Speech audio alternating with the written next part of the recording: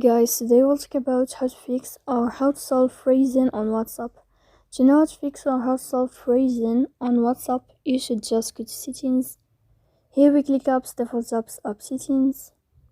Then you will enter to the window or to the app of WhatsApp and we click.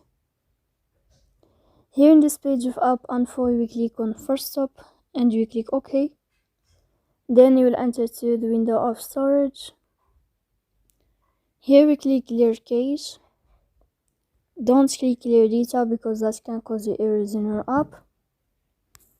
In the end, you can turn off your phone and you can wait a moment to turn on your phone again. So please don't forget to support us by like and subscribe. See you next time in another video, and thank you for your attention and your watching. Goodbye.